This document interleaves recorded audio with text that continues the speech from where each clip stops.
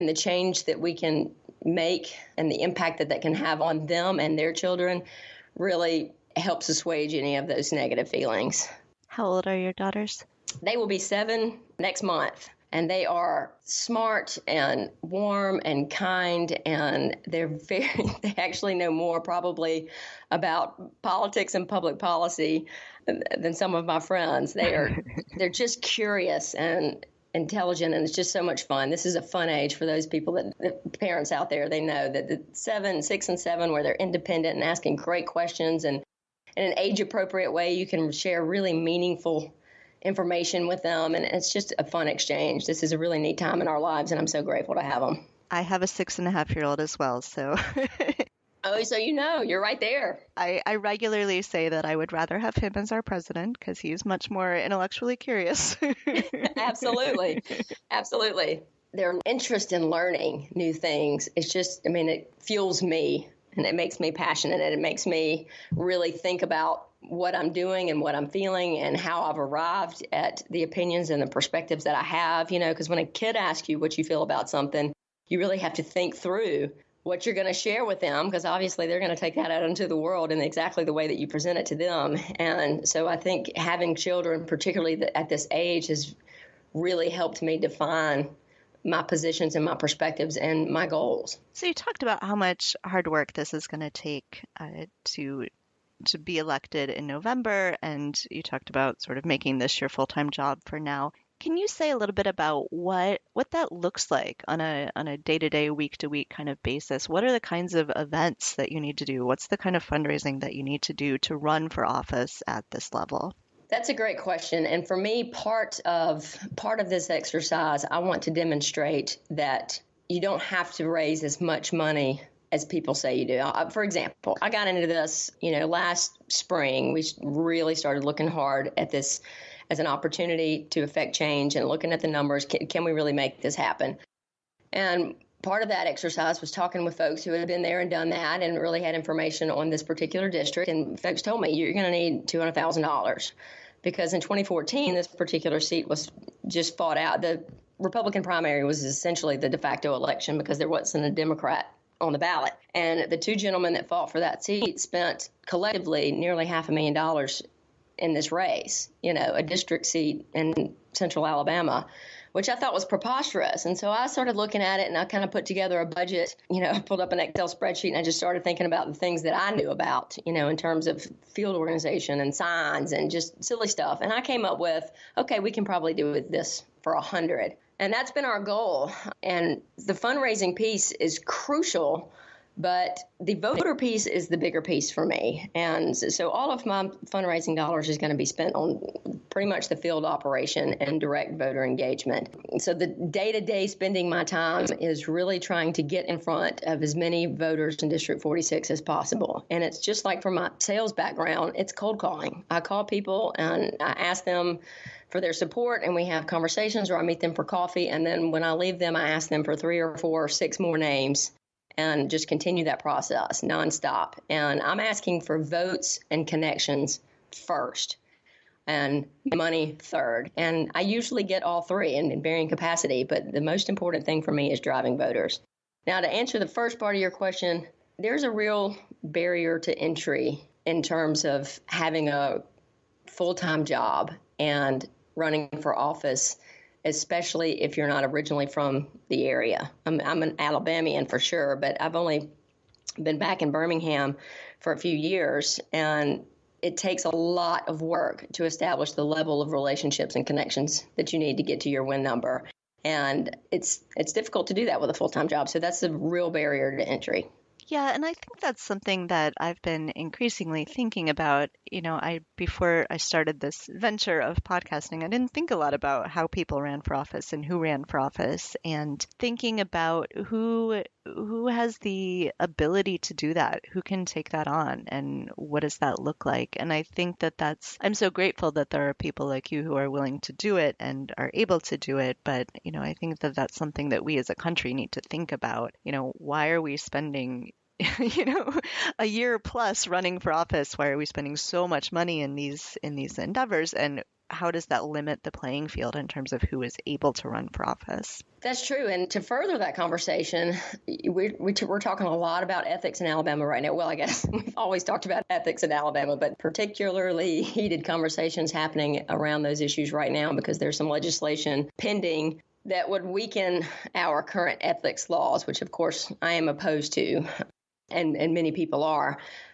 But part of under the umbrella of ethics in our state, some of the gotchas are particularly interesting. Let me give you an example. When I first started looking at ways to plug in a network a couple of years ago, and we moved back to Birmingham, and I wanted to get to know some of the service organizations and nonprofits that were doing good work here and see how I could assist, first on a volunteer basis, and then see if maybe that could lead to a job change for me, so that I could do sort of quote unquote mission work full time. So I did that, and I worked with lots of great organizations, and they did produce some job opportunities. But as I started to entertain those, and as I started to talk with the leaders of those organizations with those jobs, it became a conflict of interest that I was considering running for the legislature for a host of reasons, many of which make sense, as in if an organization is getting money from state funds or grants, you don't want somebody on your team that's in the state legislature. That looks like a conflict, et cetera. Board members had issues because they were on different sides of the political spectrum, and they didn't necessarily want a team member for their organization being on the other side in the legislature. So it just presented a host of issues, and it became clear that you could not be a legislator and work for a nonprofit in most cases here. However, you can be an attorney and you can work for a firm here and be a partner in a firm, and your client base or your firm can benefit directly from legislation that you craft or sponsor or vote on, and that's not a conflict. And it's unfortunate that people that are trying to do really good work and change their community have to jump over those hurdles. And I know that was part of what Patricia Todd, our current legislator who happens to be gay, is leaving for. Probably one of many reasons, but that's one of the driving reasons that, at heart, she is a nonprofit worker and an activist, and it's difficult to maintain that type of full-time employment and be in line with the ethics rules. So I'm all about strong ethics laws and rules, and I don't want those weakened in the ways that they're proposed right now in HB 317. At the same time, I do want people who are willing to take giant cuts in salary out of a corporate job to come work for a nonprofit or service organization to have that opportunity without being prohibited from also serving in the legislature. Yeah, that makes a certain amount of sense. And, when we talk to people in Texas who are running for office in the state legislature, that is very much a part-time position, but during certain months of certain years, it's very full-time. And so there's even that question of what kinds of jobs and what kinds of people have that flexibility that can work like that. And it very much limits the types of people who can run for office. Yes, which then dictates, the entire makeup. We have 135 state legislators altogether, 35 in the Senate and 105 in the House, and less than 15% representation of women, significantly few minority representation. So basically you have the predominant group representing the entire state is Caucasian, straight men over 50. And that keeps us from having more innovation and more broad discussions about good policy that can really drive our state forward as a whole and many of the issues that people face when they think about running. Is there anything else that you would like to make sure that we know about you or about District 46? Just that Alabama is feeling very engaged right now. I've not seen this level of energy in a long time, and I'm very excited. And while I am very much a Pollyanna and a glass half full person, I'm also very practical. I'm not expecting a blue tsunami in the state of Alabama.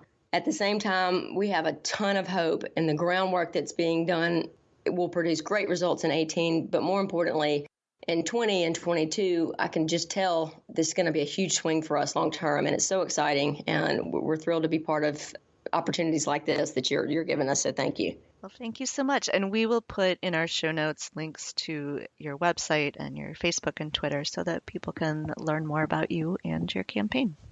That would be great. Thank you so much, Kelly. Have a good day. You too.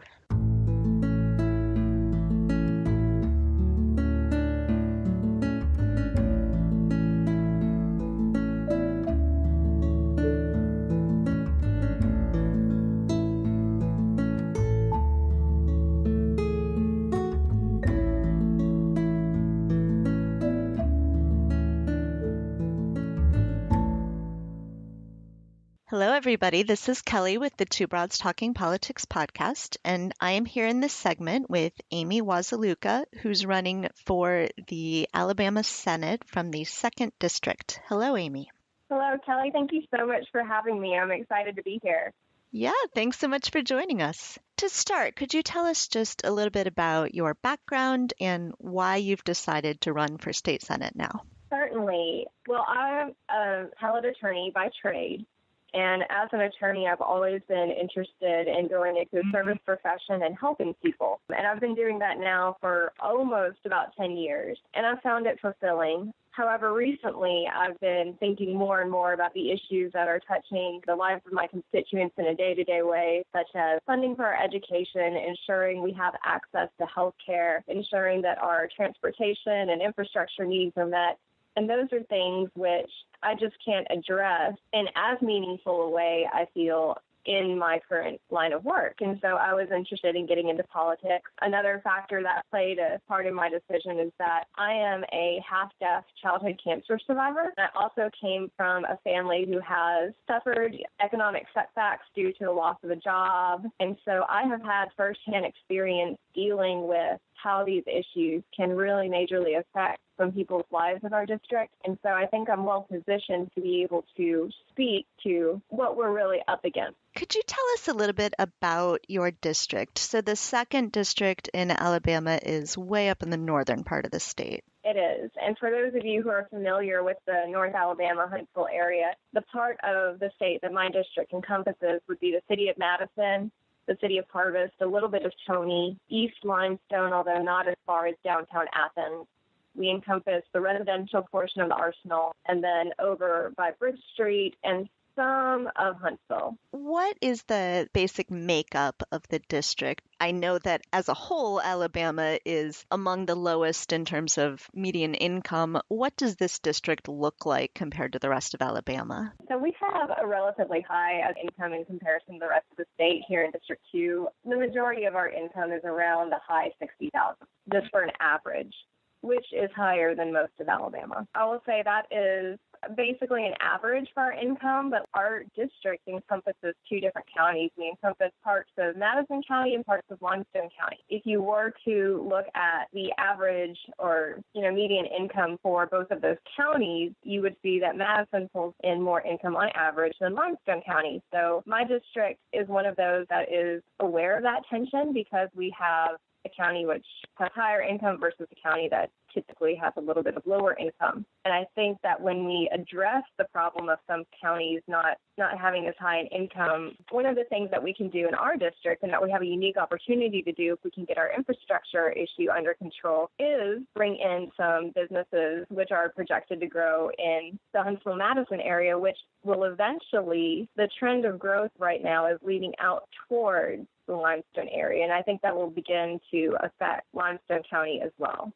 Can you tell me a little bit about the district in general? What are the kinds of industries that are there? What are people doing in the district? And what are the things that they're really concerned with? It's important to note, first of all, that there's 2 basically parts to our district. We have a largely suburban area in Madison where most of our population resides. We also have the smaller city of Harvest. And then we have more rural areas in Harvest, Tony, and East Limestone. One of the major employers for our district is the Arsenal in Huntsville. So people employed with the Arsenal and contracting for the Arsenal is a major source of our employment. As a result, everyone in our district who's employed in that capacity, a lot of them have to commute either to the Arsenal or near the Arsenal.